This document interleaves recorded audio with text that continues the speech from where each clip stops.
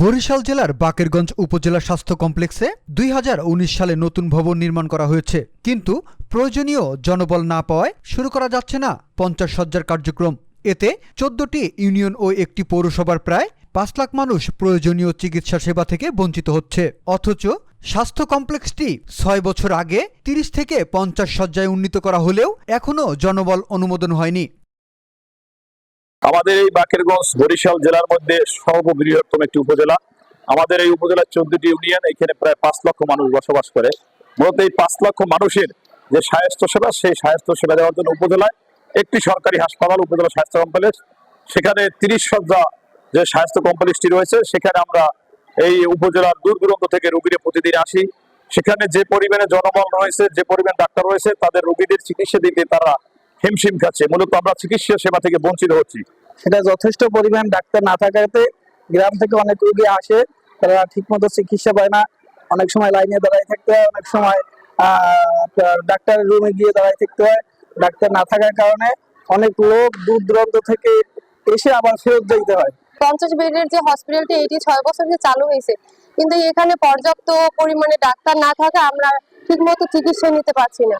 যদি এখানে ডাক্তার ঠিক মতো থাকতো, তাহলে আমরা ঠিক মতো চিকিৎসা নিতে পারতাম। আসলে আমাদের উপজেলা স্বাস্থ্য কমপ্লেক্স ৫০ শয্যা উন্নীত হওয়ার পরেও আমাদের এখানে তৃতীয় এবং চতুর্থ শ্রেণীর জনবলের বেশ ঘাটতি আছে।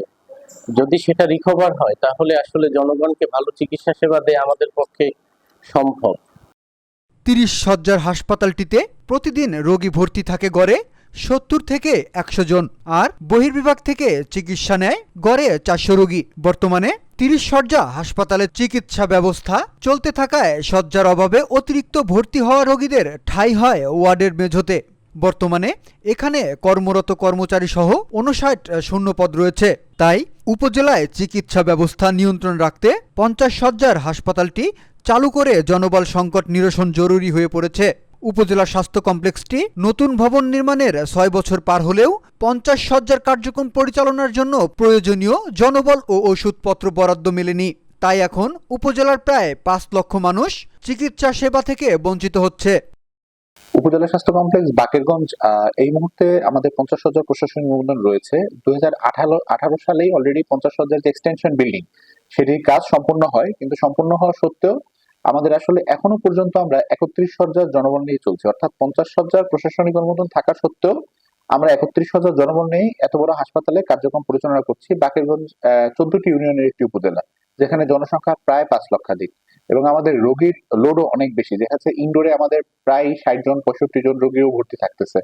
ফলশ্রুতিতে এই যে ৫০ শয্যার হাসপাতালের কার্যক্রম ৩১ শয্যার জনবল দিয়ে চালাতে গিয়ে আমাদের সেবা কার্যক্রম যেমনি ভাবে ব্যাহত হচ্ছে, একইভাবে জনগণকে যে প্রত্যাশিত সেবা সমূহ, যেমন যে সমস্যাগুলো আমাদের প্রোভাইড করার কথা, আমাদের দিতে পারার কথা, আমরা আসলে সেই সেবাগুলো প্রত্যাশিত ভাবে দিতে পারতেছি না, অনেক ক্ষেত্রেই শুধুমাত্র জনবলের অভাবের কারণে।